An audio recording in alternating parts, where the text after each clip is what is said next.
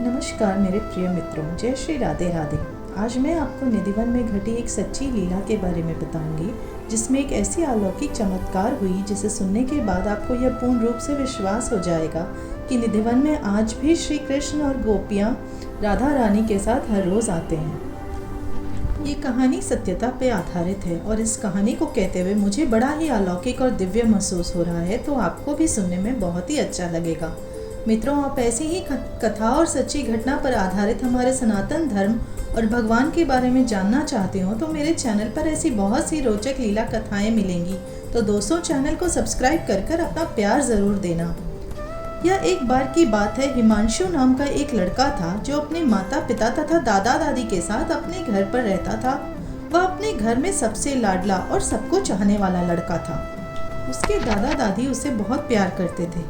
हिमांशु जब भी रात को सोने जाता तो अपने दादा दादी से कहानी सुनने की जिद करता था और उसकी दादी भगवान श्री कृष्ण और निधिवन की कहानियाँ उसे सुनाती थी। उसे विश्वास नहीं होता था कि निधिवन में आज भी ऐसी अलौकिक घटनाएं होती है, पर उसकी दादी उससे कहती कि बेटा, भगवान की लीला तो केवल वही जानते हैं, कब क्या कर दे या कोई नहीं जानता।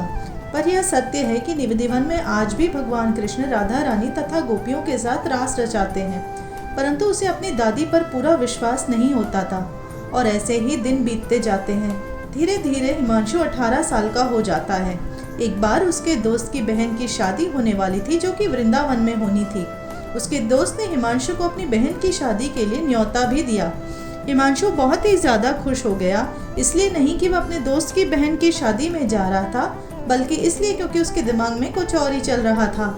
वह सोच रहा था कि यह मौका सही है, उसे हाथ से गंवाना नहीं चाहिए, क्योंकि वो अब वृंदावन जाकर उस घटना को अपनी आंखों से देखना चाहता था जिसके बारे में उसने बचपन से अपने दादा दादी से सुना था। क्या वह सत्य है या केवल एक लोक कथा ही है जो सदियों से चली आ रही है? हिमांशु को यह मौका बहुत ही अच्छा लगा और वह जल्दी से अपना सामान पैक करके वृंदावन जाने की तैयारी करने लगा और घर वालों को बोला कि वह अपने दोस्त की बहन की शादी में जा रहा है। तो घर वालों ने भी उन्हें जाने से नहीं रोका, परंतु उसने यह बात किसी को नहीं बताई कि वह निधिवन में भगवान कृष्ण और गोपियों की रासलीला देखने के लिए जा रहा है। उसने बस पकड़ा और तुरंत वृंदावन के लिए रवाना हो गया। एक दिन पश्चात जब वह वृंदावन पहुंचा तो वह अपने दोस्त से मिला और उसकी बहन की शादी में भी उसने खूब मस्ती, गाना बजाना सब किया।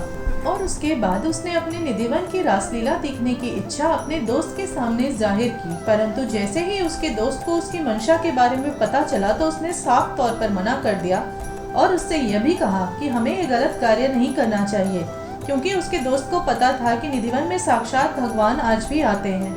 तो उसने अपने मित्र को कहा कि दोस्त, हमें ऐसा नहीं करना चाहिए, क्योंकि भगवान श्री कृष्ण की इस अलौकिक लीला को देखने के लिए हम अभी सक्षम नहीं हुए हैं, और अगर हम हठ पूर्वक या किसी से छिपकर देखेंगे तो यह हमारे लिए बहुत ही बुरा साबित हो सकता है।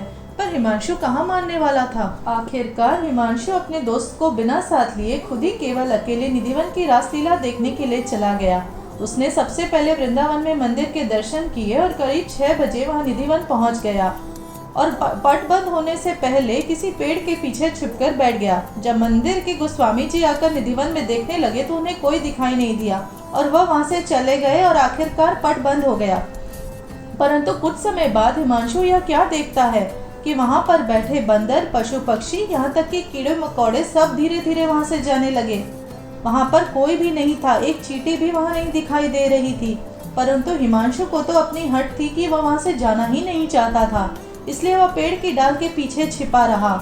और कुछ देर बाद जैसे ही अंधेरा हुआ, एक पेड़ की लता से एक तीव्र प्रकाश प्रकट होने लगी और हिमांशु को लगा कि यह उसका वहम होगा, इसलिए वह पेड़ की डाल के पीछे से देख रहा था, परंतु उसे कुछ खास दिखाई नहीं दिया। और वहाँ धीरे धीरे वहाँ पर स्थित पेड़ अपना रास्ता बदलने लगे और अपने आकार भी बदलने लगे। हिमांशु को खुद पर विश्वास नहीं हो रहा था और वहाँ पर घुंघरू की आवाजें आने लगी। हिमांशु यह सब कुछ देखकर बहुत ही डर गया था।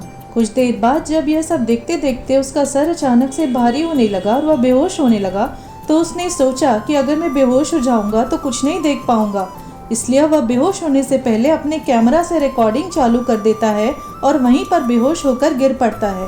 पर उसके पश्चात जब उसकी आंखें खुलती है तो वह अपने घर पर होता है और उसे पता चलता है कि बेहोश हुए हुए उसे करीब 10 दिन बीत चुके हैं।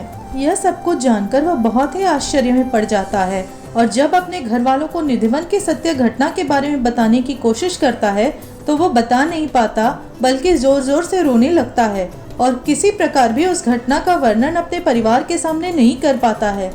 तो उसे याद आता है कि बेहोश होने से पहले तो उसने कैमरा की रिकॉर्डिंग चालू की थी, इसलिए वह झटपट से अपना कैमरा निकालता है ताकि दादाजी को सारी सत्य घटना के बारे में बता सके। परंतु यह क्या, जब वह रिकॉर्डिंग दिखाना शुरू करता है तो उसमें कुछ भी रिकॉर्ड नहीं हुआ होता है। यह देखकर हिमांशु को निधिवन की सत्यता के बारे में विश्वास हो जाता है और उससे यह भी पता चल जाता है कि आज भी भगवान श्री कृष्ण राधा रानी तथा सभी गोपियों के साथ निधिवन में आकर रास रचाते हैं। इस घटना के बाद हिमांशु का जीवन एकदम से बदल जाता है। वह भगवान श्री कृष्ण पर पूर्ण रूप से विश्वास करने लगता है और अपने निधिवन में छुपकर देखने के इस महापाप के लिए पश्चाताप भी करता है और भगवान से बार बार क्षमा याचना करता है। मित्रों, आज हमने जो हिमांशु की कहानी आपको बताई है, यह सत्यता पर आधारित है और इस कहानी को हमने अपने बड़े बुजुर्गों द्वारा कई बार सुना है। दोस्तों, ये लीला कथा आज आपको कैसी लगी हमें कमेंट करके जरूर बताएं। जय श्री राधे राधे, जय श्री कृष्ण दोस्तों।